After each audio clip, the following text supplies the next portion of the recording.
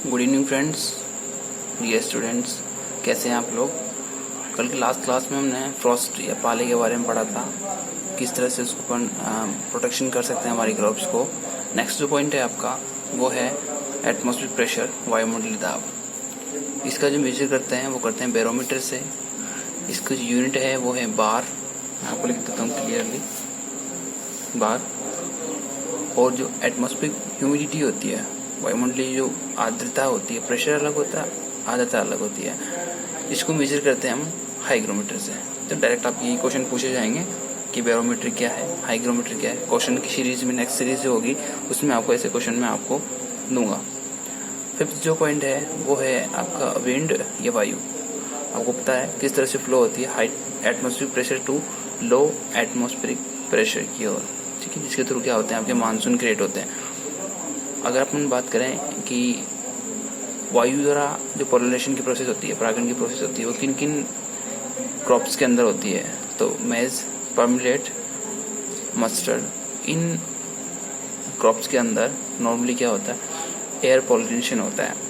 Pollination की बात करें, पॉलिनेशन क्या होता है, तो पॉलिनेशन आपका होता है जब मेल फ्लावर मतलब एंथर की जो पोलिन ग्रेन्स है वो किसी भी मीडियम के थ्रू, एयर मीडियम हो सकता है, वाटर मीडियम हो सकता है, थ्रू इंसेक्ट हो सकता है, एनिमल हो सकता है, मैन हो सकते हैं, इनके थ्रू अगर वो किसी अदर प्लांट या फिर सेम प्लांट के जो फ्लावर होते हैं उसके फीमेल पार्ट स्टिग्मा पर आकर क्या करते हैं, फेल डाउन होते हैं, तो उसके थ्रू वो प्रोसेस क्या कहलाती है, आपकी पॉलिनेशन कहलाती है, ठीक है। नॉर्मली विंड्स जो है वो क्रॉप्स पे इफेक्ट भी डालती है, जैसे कि आपकी जो खरीफ क्रॉप्स होती है लाइक पॉमलेट, मेज या शुगर केन, इनकी जो लीव्स है, इनकी जो क्रॉप्स है, ये क्रॉप्स इनकी जो रूट है वो टैप रूट टाइप की होती है। टैप रूट मीन्स उनकी जो इस टाइप की रूट होती है, ठीक है, ऐसा प्लांट होता है, यह सोइल से इस तरह से अटैच्ड होती है, ठीक है।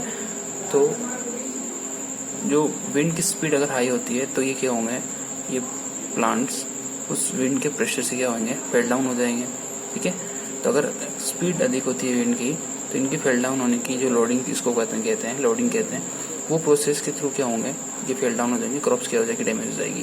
तो इसके लिए अपन एक जो प्रोसेस अप्लाई करते हैं उसका नाम है क्रॉपिंग, हिंदी में कहते हैं उसको स्तंभन, ठीक है। किस किस में होता है, शुगर केन में, सोरगम में एंड मेज में, ठीक है। और अगर समर सीजन में जो हॉट एयर्स होती है उनको अपन नॉर्मली किस लैंग्वेज में आते हैं, लू के नाम से जानते हैं। तो इनसे प्रोटेक्शन करने के लिए क्या करते हैं हम, वायुरोधी वृक्ष लगाते हैं, अपन क्या कहते हैं, शेल्टर बैंड, ठीक है। इनकी जो डायरेक्शन होती है वो क्या होती है, उत्तर पश्चिम। किस फॉर्म में, इस फॉर्म में लगाते हैं, शंकु में, शंकु फॉर्म में, कॉनिकल फॉर्म में लगाते हैं, ठीक है। और फर्स्ट रो जो होती है वो फर्स्ट रो होती है लॉन्ग प्लांट्स की, देन सेकंड रो होती है मीडियम प्लांट की और शॉर्ट प्लांट्स की, ठीक है। इस टाइप में आपके ये शेल्टर बेड्स लगाए जाते हैं। नेक्स्ट जो है वो 6 नंबर क्लाउड्स की बात करते हैं, बादल की बात करते हैं। क्लाउड्स क्या होते हैं आपके, जानते हैं आप लोग, जलवाष्प का संघनन,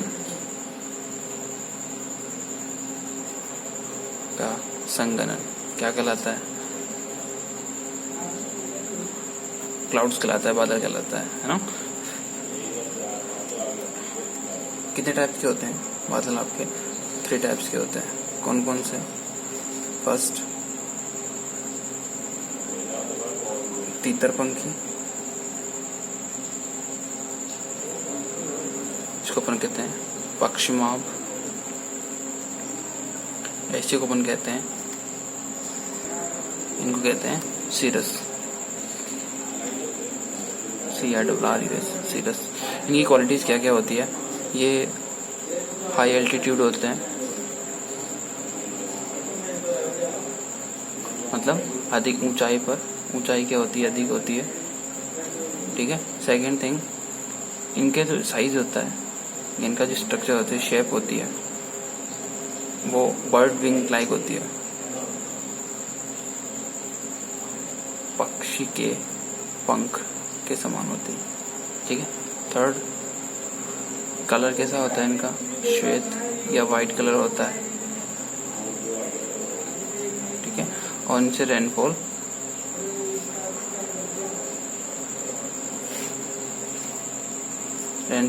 नहीं होती है, ठीक है। सेकंड जो टाइप है वो है आपका कपासी, इसको अपन कहते हैं क्यूमुलस।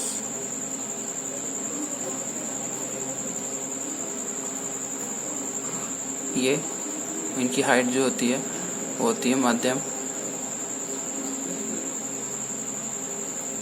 सेकंड, इनका जो शेप होता है वो होता है रुई के ढेले के समान या फिर फूल गोभी के समान। थर्ड वन, इनका जो कलर होता है वो ब्लैक, ठीक है। और क्या करते हैं? ये गर्जना करते हैं, ठीक है। और रेनफॉल जो होती है, मैक्सिमम रेनफॉल इनसे होती है, ठीक है। तो आपको क्वेश्चन पूछा जाए कि मैक्सिमम रेनफॉल किन क्लाउड से होती है, तो आपके क्या होंगे? कपासी या क्यूमुलस जो है वो क्लाउड्स होते हैं। थर्ड वन आपके होते हैं स्ट्रेटस,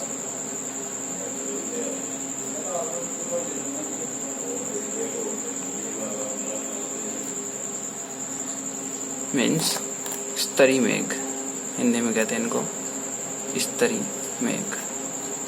ये क्या होते हैं? कम ऊंचाई के होते हैं, लो एल्टीट्यूड होते हैं। सेकंड थिंग, कम ऊंचाई के होंगे। सेकंड, इनकी जो फॉर्मेशन होती है वो दो वायु राशियों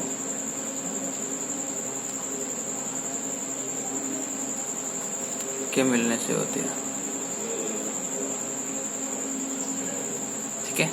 और इनसे जो रेनफॉल होती है वो एज ए ड्रिजल या फिर फुहार के रूप में होती है, बारिश, ड्रिजल या फुहार के रूप में, ठीक है। तो आपके 3 टाइप्स के क्लाउड्स हो गए, फर्स्ट सीरस, क्यूमुलस एंड स्ट्रेटस। जो आपके क्यूमुलस है इनको अपन पुंज मेघ भी कहते हैं, ध्यान रखना। ओके, नेक्स्ट है वर्षा, वर्षण, जो कहते हैं प्रिसिपिटेशन।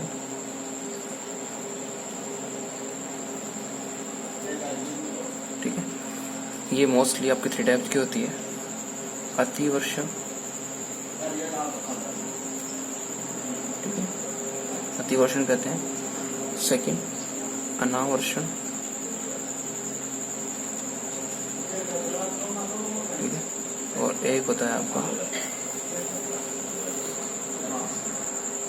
मध्यम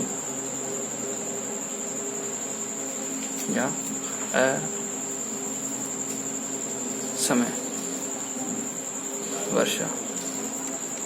अतिवर्षण में क्या होगा? हाई रेनफॉल होती है जिसकी वजह से काफी ज्यादा क्रॉप्स को नुकसान होता है। अनावर्षण में क्या होता है? बिल्कुल रेनफॉल नहीं होती है, नो रेनफॉल, मतलब ड्रॉट कंडीशन होती है इसमें हाई रेनफॉल।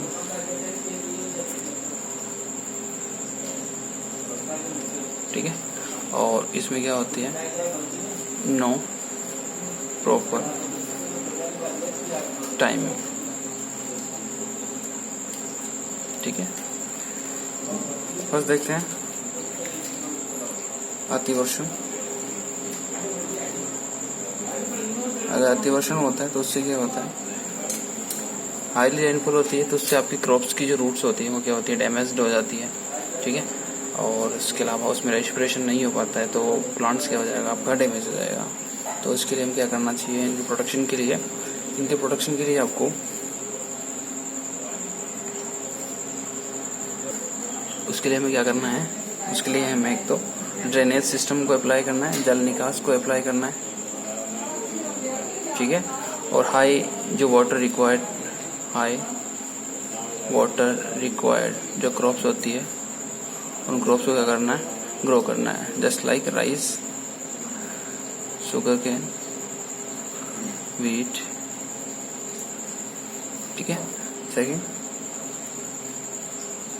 अनावृष्टि। इसके लिए हमें अनावृष्टि मतलब बिल्कुल भी रेनफॉल का नहीं होना, तो इसके लिए हम क्या करेंगे, इसके लिए हम लो वाटर रिक्वायरमेंट वाली क्रॉप्स को ग्रो करते हैं। सेकेंड थिंग, कुछ ऐसी वेराइटीज को यूज करते हैं जो ड्रॉट को एक्सेप्ट कर सके, ससेप्टेबल हो सके, ठीक है। जैसे फॉर एग्जाम्पल जैसे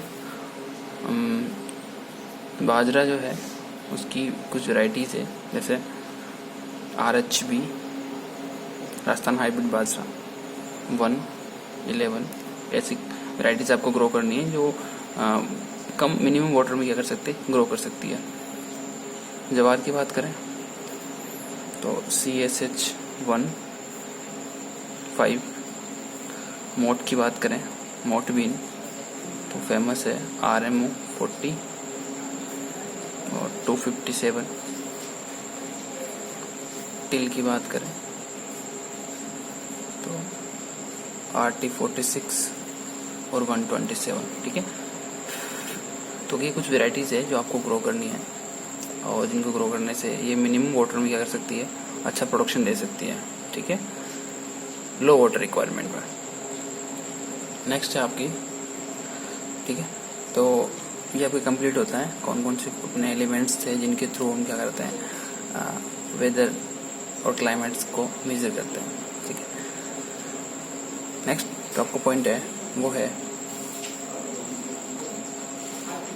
मौसम संबंधी उपकरण।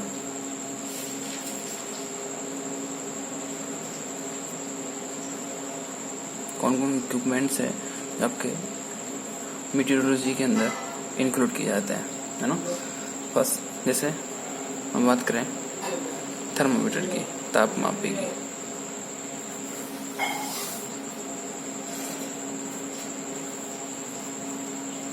बेसिकली थर्मामीटर जो है अलग अलग टाइप के होते हैं और तापमाप एक्चुअल में होता क्या है, किसी भी थिंग्स के, किसी भी चीज़ के की जो गर्माहट होती है या फिर उसका जो ठंडापन होता है वो क्या कहलाता है, उसका तापमान कहलाता है, ठीक है।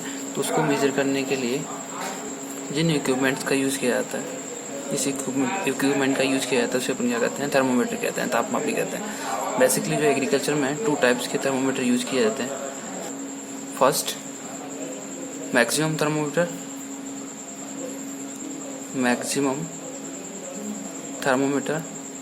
अधिकतम तापमापी। इसमें क्या होगा, ये मैक्सिमम थर्मोमीटर को मेजर करता है ना। तो इसमें इंपॉर्टेंट जो चीज़ है वो क्वेश्चन जैसे पूछता है कि निम्न में किस तापमापी में पारा भरा होता है, ठीक है, मर्क्यूरी जो किस में भरा होता है। तो इसके अंदर जो है वो आपके मैक्सिमम थर्मोमीटर में क्या फील होता है, आपका मर्क्यूरी या फिर पारा इसके अंदर भरा होता है, ठीक है, इसके अंदर होता है। इसमें क्या होगा, जब टेम्परेचर इंक्रीज होता है तो टेम्परेचर इंक्रीज होने के साथ साथ ये जो पारा है या मर्क्यूरी जो है वो राइज होता है, ठीक है। और इसमें क्या होता है, जब कम्प्लीटली राइज हो जाता है और आफ्टरनून 2 PM मैक्सिमम टेम्परेचर होता है दिन में, है ना, ध्यान रखना, दिन के 2 बजे मैक्सिमम टेम्परेचर को मेजर करते हैं और नाइट के 2 AM क्या करते हैं, मिनिमम टेम्परेचर को मेजर करते हैं। तो जो दिन में 2 बजे का जो टेम्परेचर होता है वो आपका क्या होता है, मैक्सिमम टेम्परेचर होता है। उस टाइम आपका जो पारा है वो लास्ट पॉइंट तक क्या होता है, रीच कर लेता है। वहाँ पर होने के बाद जब धीरे धीरे टेम्परेचर डाउन होता है तो पारा डाउन नहीं होता है, ध्यान रखना, टेम्परेचर के डाउन होने से पारा डाउन नहीं होता है। क्यों नहीं होता? तो इसके लिए जो इम्पोर्टेंट थिंग है वो ये है कि इसमें क्या होता है, इसमें एक जंक्शन लगा होता है जो कि पारे को नीचे आने से रोकता है। ठीक है, संकुंचन जिसको अपन कहते हैं, वो संकुंचन लगा होता है जिसकी वजह से पारा नीचे नहीं आता है। ठीक है, संकुंचन लिख दो यहाँ पे आप। थर्ड थिंग, इसका जो स्केल होता है वो स्केल होता है -35 टू +55 डिग्री सेल्सियस, और इसकी जो मेजर करने का जिसकी रेंज है वो होती है ±0.3। सेकंड है आपका मिनिमम थर्मोमीटर। इसमें क्या होता है, आपका अल्कोहल इसके अंदर फिल होता है। ठीक है, अल्कोहल फिल होता है। इसमें भी आपका एक इंडिकेटर लगा होता है। ठीक है, जो क्या करता है, इसका जो मेजरिंग स्केल होता है वो मेजरिंग स्केल होता है -40 टू +50 डिग्री सेल्सियस। ठीक है, और जब इसको अपन मेजर करते हैं उस टाइम जो रेंज होती है वो ±0.6 होती है। ठीक है, तो आपको क्वेश्चन किस टाइप से पूछा जा सकता है, क्वेश्चन की जो सीरीज होगी उसमें मैं अंदर आपको मैं इस टाइप के क्वेश्चन दूंगा। ठीक है, आपको उसमें आंसर देना है। इसके अलावा थर्ड टाइप जो होता है वो होता है शुष्क थर्मोमीटर या ड्राई थर्मोमीटर, तापमापी। ठीक है, इसमें क्या नहीं होता, संकुंचन नहीं होता, और इसमें पारा जो है वो अप एंड डाउन होता रहता है। 4-1 आर्द्र या ह्यूमिड थर्मोमीटर। इसमें क्या होता है, इसमें आपका कंस्ट्रक्शन होता है, संकुंचन होता है। ठीक है, और इसमें क्या होगा, एक थ्रेड होगा जो कि डिस्टिल वाटर के ट्यूब में लगा होता है, जिससे ये उसके जो बल्ब होता है उस बल्ब के एरिया को ह्यूमिड रखता है। ठीक है, कुछ इस तरह से स्ट्रक्चर होती है, अपन देखते हैं थर्मोमीटर की जो स्ट्रक्चर होती है ह्यूमिड की।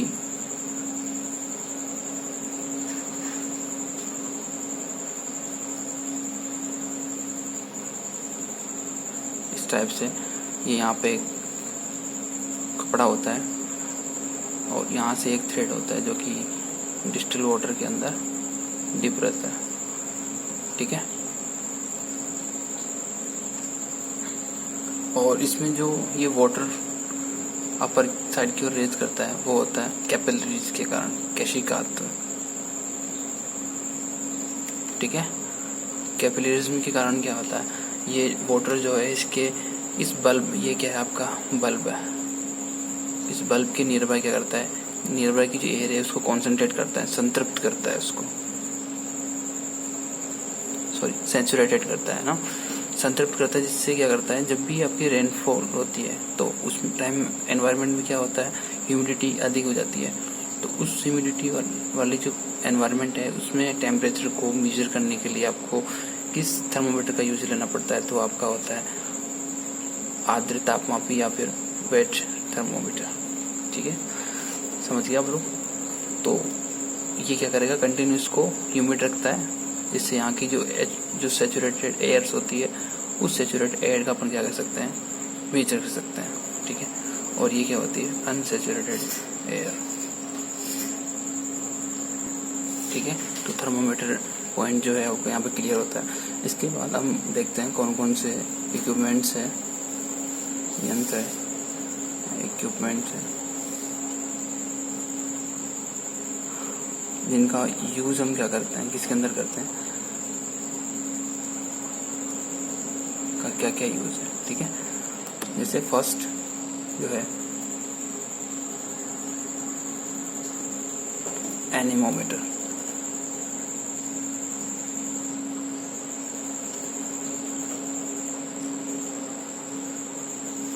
क्या होता है एनेमोमीटर, ये होता है आपकी विंड स्पीड को मेजर करता है ना, वायु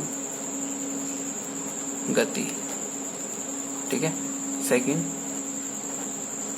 बैरोमीटर। बैरोमीटर क्या होता है आपका? एटमॉस्फेरिक प्रेशर को मेजर करने में यूज में लिया जाता है। Third one, tensiometer. ये क्या करता है आपका? सोइल मॉइस्चर को मेजर करने में यूज लिया जाता है। Fourth, hygrometer.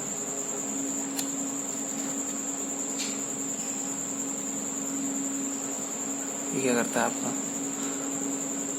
अपेक्षिक आर्द्रता या ह्यूमिडिटी को मेजर करने में यूज में लिया जाता है। इसके अलावा कुछ और भी है, जैसे रिफ्रैक्टोमीटर।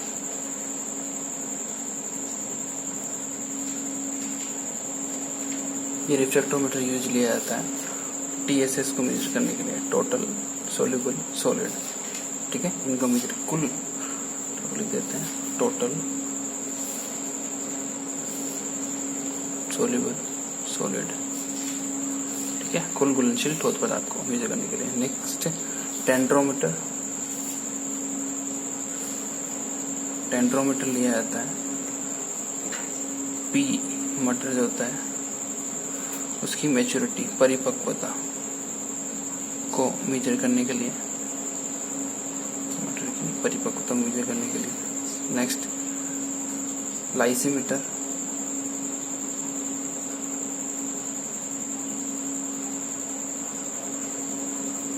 ये होता है आपके इओपो transpiration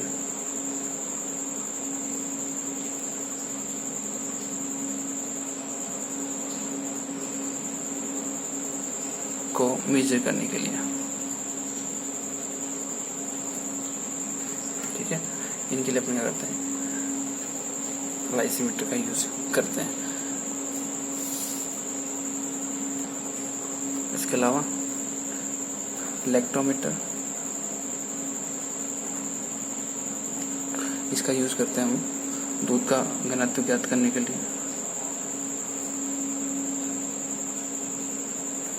density of milk. 9 thing, प्लानोमीटर। इसे अपन क्या करते हैं? Area of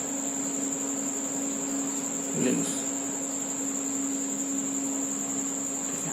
next, जेलीमीटर। इसे क्या करते हैं? पेक्टिन।